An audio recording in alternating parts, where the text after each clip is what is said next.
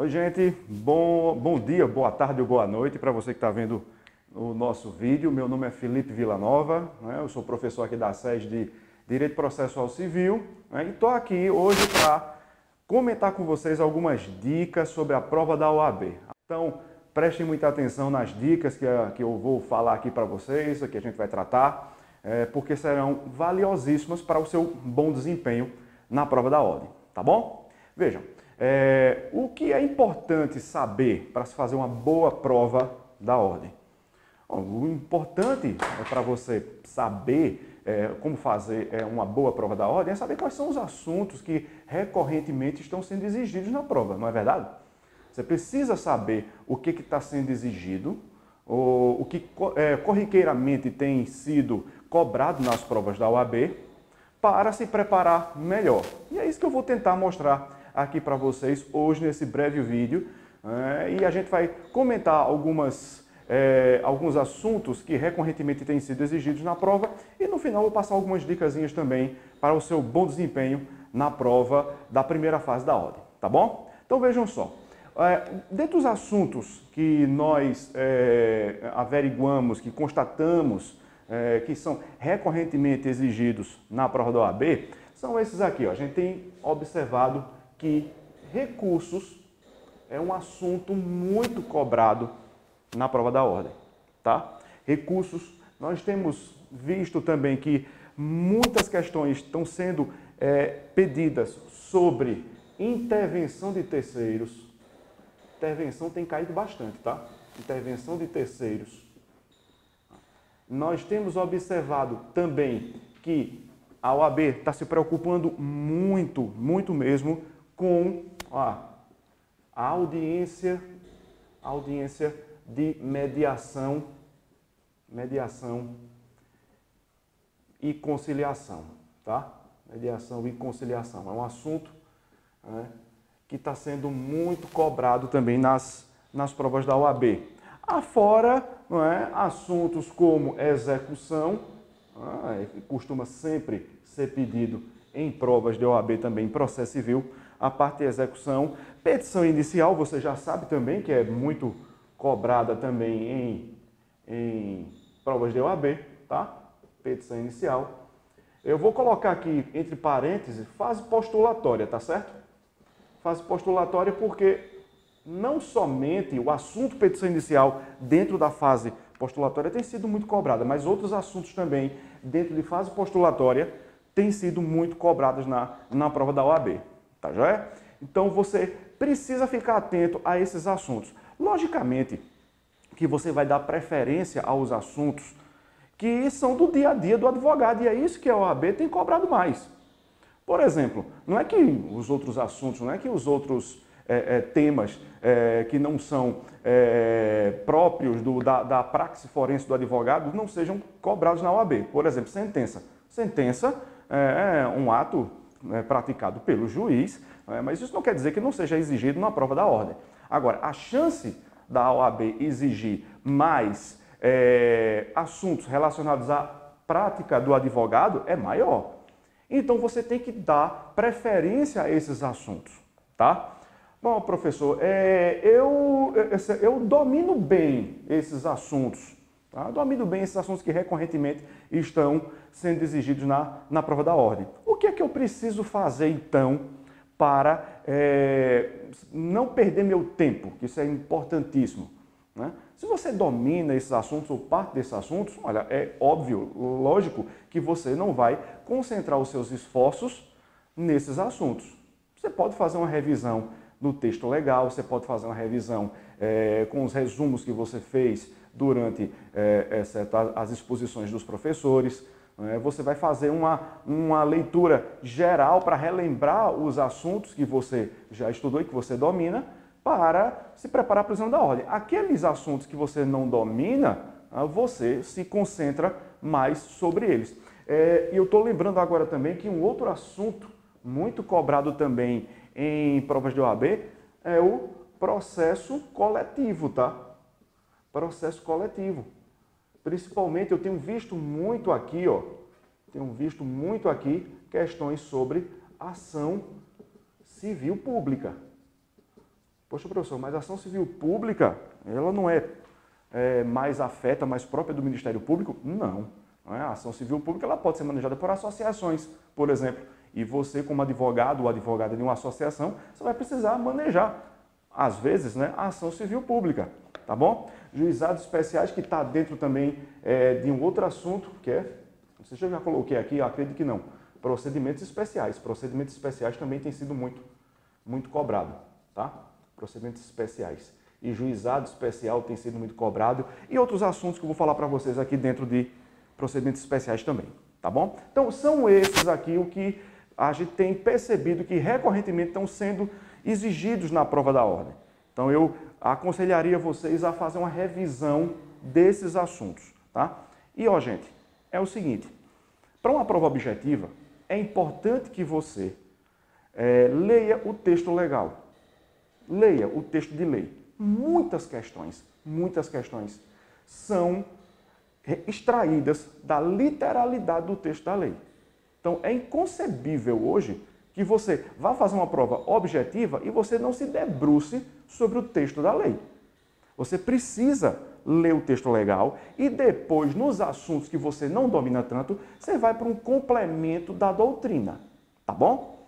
Então, tá certo, professor, mas qual é o livro de doutrina que eu vou utilizar para complementar esse meu estudo? Eu estou vendo aqui, por exemplo, vamos imaginar que você aqui não domine tão bem o assunto de recursos.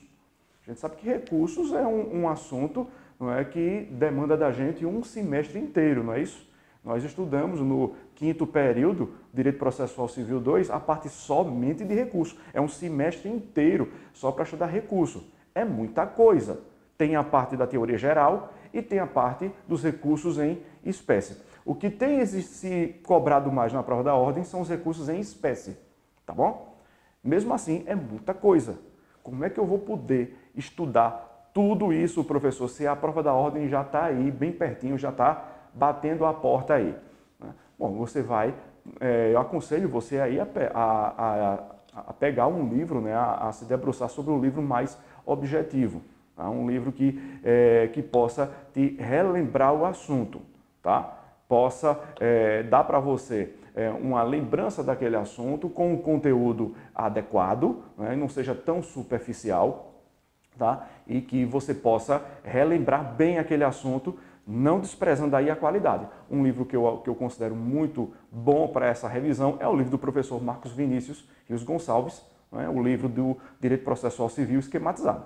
Esse é um livro muito bom para a gente fazer uma relembrança dos assuntos, porque ele não trata de forma tão superficial, nem também aprofunda tanto a ponto de tirar muito do teu tempo, tá bom? Então, dentre esses assuntos, eu gostaria de fazer alguns comentários com vocês sobre o que a gente tem percebido que tem caído mais, tá bom? Então, vamos lá. Primeiramente, recursos, como eu acabei de falar, temos percebido que os recursos em espécie, né, têm sido muito exigidos, né, nas provas da ordem. E quais são os recursos em espécie que têm sido muito exigidos na prova da ordem? Logicamente, tem sido exigido muito a apelação, tá? Tem sido exigido muito também o agravo de instrumento. Então, revisem aí agravo de instrumento, está sendo muito cobrado em provas da ordem, tá? Vou colocar aqui em tópicos para não atrapalhar. Agravo de instrumento. E nós temos percebido também que, ultimamente, a OAB tem pedido muito, tá, o recurso ordinário constitucional. Tá? Recurso ordinário constitucional. O recurso lá do artigo 1027 do CPC. Prestem muita atenção nesse recurso ordinário aí, porque já algumas provas a OAB vem cobrando esse recurso, e ele é um recurso que, como vocês sabem, para relembrar um pouco, é um recurso que se confunde muito com a apelação, tá?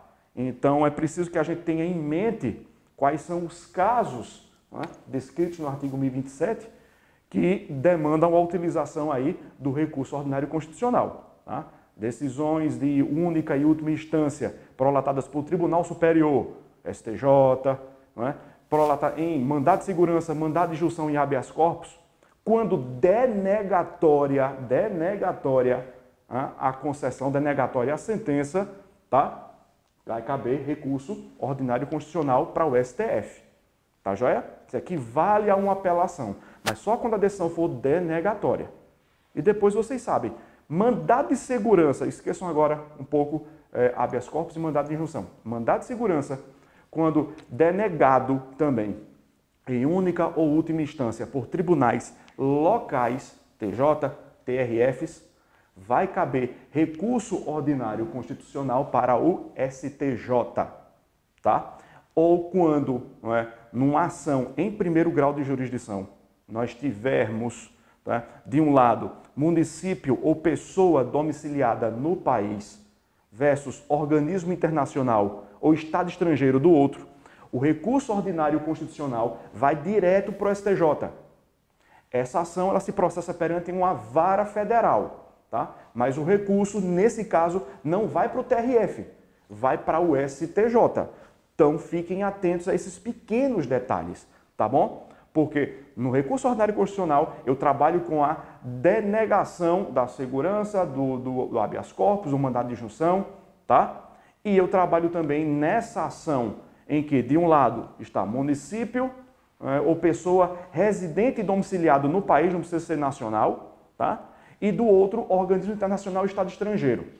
Então, é nessa ação que se processa perante uma vara federal, o recurso é o ordinário constitucional e vai diretamente lá para o STJ, tá bom? Então, fiquem atentos a isso aí também, que está sendo muito cobrado,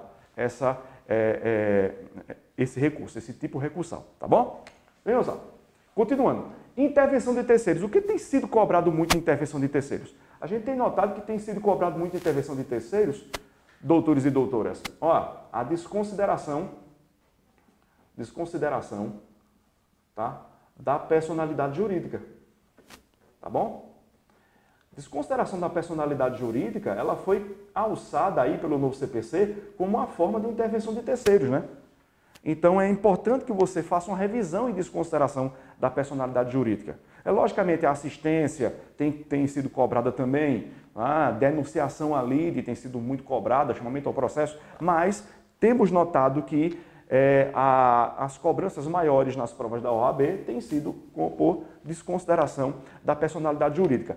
Eu também faria uma pequena leitura, tá, na outra forma, tá, de intervenção de terceiros, colocada como intervenção de terceiros pelo novo CPC, no amicus curiae. Só uma leitura, exceto no texto legal, tá? Eu não desprezaria isso também não, tá bom? Mas é importante que você saiba a diferença entre as formas de intervenção de terceiro, que você saiba como aplicar uma ou outra e concentre o seu estudo aqui, tá bom? Ó, terceiro ponto, audiência de mediação e conciliação, muito cobrada. Vocês sabem que o novo CPC mudou um pouco a sistemática da conciliação e da mediação em relação ao que era o CPC anterior, né? Então, se puxou aquela audiência de conciliação que acontecia quase no final do processo para o início do processo, numa tentativa de racionalizar aí o andamento processual, a resolução dos conflitos. Não tinha sentido você deixar uma audiência de conciliação lá para o final, perdendo um tempo precioso no processo, se essa conciliação pudesse ser feita no início do processo. Vocês sabem que essa audiência ela é obrigatória, ela só não vai existir se as partes, ambas, expressamente disserem que não querem a realização dessa audiência, tá? Elas têm que, autor e réu precisam, na petição inicial, e o réu, em uma petição que ele atravessa nos autos, até 10 dias antes da audiência, dizer expressamente que não quer a realização dessa audiência. Aí ela não acontece. Do contrário, ela vai acontecer. E olha, a gente tem visto questões na OAB cobrando o seguinte: é preciso advogado para essa audiência? Sim, tá? A parte precisa estar presente essa audiência? Não, ela pode mandar uma procuração para outra pessoa, que pode ser até mesmo o próprio advogado, tá? Para comparecer a essa audiência e representá-la. E o não comparecimento injustificado a essa audiência gera aí uma penalidade, uma multa, e é considerado ato atentatório à dignidade da justiça, tá bom? Então fiquem atentos a esses detalhes também que estão sendo muito cobrados na prova da ordem. Isso aqui é a audiência lá do artigo 334, né? Você vai dar uma lida depois desse artigo 334 e complementa um pouquinho com a doutrina que eu mencionei aqui, tá bom? Bom, parte de execução. Concentrem-se mais nas respostas do executado. Embargos à execução, impugnação, cumprimento de sentença. A gente tem notado que tem muita questão sendo exigida sobre a defesa do executado, tá bom? Então, obviamente que a gente não vai exercer nenhum juízo de futurologia aqui, mas pode muito bem a prova da ordem, a próxima prova da ordem, cobrar outros assuntos e possivelmente vai cobrar outros assuntos sobre execução. Tá? Por exemplo, a gente também tem visto algumas questões sobre a execução de obrigações de fazer, não fazer e dar coisa certa. Importante dar uma vistinha aí, uma revisada nesses assuntos, tá? Nesse assunto específico, tem sido muito cobrado. Responsabilidade patrimonial também, tá bom? Bem importante, mas a maioria das questões que nós observamos é atinente à resposta do executado, tá bom? Sobre fase postulatória, olha um assunto que está... A petição inicial é algo que pode sempre ser exigido numa prova de ordem, não é? Isso é natural, tá? Mas, atinente à fase postulatória, a gente tem percebido que a OAB tem explorado muito esse assuntozinho aqui, ó, o julgamento liminar de improcedência, tá? Julgamento liminar de improcedência. E veja, a parte final do julgamento liminar de improcedência é muito semelhante ao indeferimento da petição inicial, naquela parte do recurso, tá joia? Bom, você vai revisar aqui o que é o julgamento liminar de improcedência, tá bom? Conceito e as hipóteses, né, em que o julgamento liminar acontece, e você vai, sobretudo, concentrar a sua atenção na parte final do recurso de apelação do julgamento liminar de improcedência. Porque essa apelação, ela possibilita o juiz voltar atrás na sua decisão. Então, é uma raríssima hipótese ao lado aí do indeferimento da petição inicial, em que um juiz prolatou uma sentença e, de posse aí de um recurso de apelação, ele pode voltar atrás e não envia os autos para o tribunal, tá bom? Então, se ele faz isso, ele volta atrás, refaz a sua decisão, ele manda citar o réu e toca o processo para frente.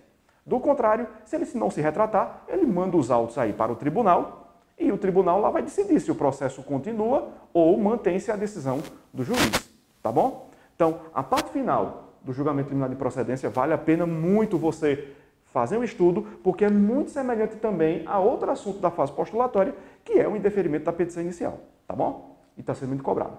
Ação civil pública. O que estudar de ação civil pública? Você vai estudar na ação civil pública, principalmente aqui, ó, dentro de ação civil pública, legitimidade, tá? Legitimidade para propor a ação civil pública. E você vai estudar também, ó, a coisa julgada, tá? Na ação civil pública, que é um pouquinho diferente, como vocês sabem, da coisa julgada nos processos individuais. Concentre os seus esforços nisso aí também, tá bom? E sobre procedimentos especiais, eu dou um destaque para vocês aqui, tá? Dou um destaque para as ações possessórias. Tá? Ações possessórias, tem sido muito cobrado ações possessórias. Eu dou um destaque também para inventário. Inventário, está sendo muito cobrado inventário. Ó, está sendo muito cobrado também aqui, não é? A consignação em pagamento. A consignação em pagamento. E está sendo muito cobrado também aqui, tá? Ações de família. Algo novo, né? Que foi trazido aí pelo novo CPC. Então, esses assuntos a gente tem notado que tem sido recorrentes também nas provas da ordem. Gente, a prova também pode surpreender, tá? Ela pode surpreender. Esses assuntos são os mais recorrentes, mas ela pode surpreender como surpreendeu na última edição. Na última edição, a OAB colocou uma questão sobre nulidades, teoria geral do processo. Né? Lá, uma questão atinente aí ao artigo 282 e seus parágrafos do CPC. A questão dizia respeito, exceto a uma hipótese em que o juiz ele não possibilitou a réplica ao autor, né? Uma réplica à contestação, mas o juiz, mesmo não possibilitando essa réplica, ia julgar procedente o pedido. Então, uma nulidade, quando ela é identificada, mas não vai gerar prejuízo à parte que vai ganhar o processo, né? Trocando em termos mais objetivos, ela não é pronunciada. Então, é válido dar uma revisada em dois princípios aí. Princípio da instrumentalidade das formas, tá? Princípio do privilégio do conhecimento do mérito e princípio da cooperação. Também façam uma revisão sobre esses três princípios e eu tenho certeza que vocês vão fazer uma prova muito boa, tá? Deixo aqui meu abraço para vocês e, ó, no dia da prova, tranquilidade, passar é uma consequência, tá?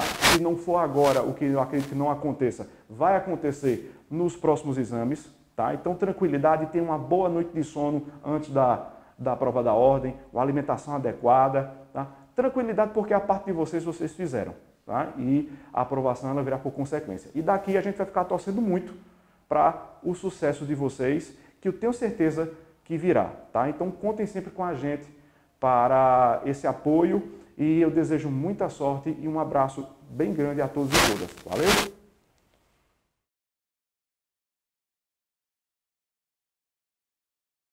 A SES Unita, cuidando do presente, construindo seu futuro.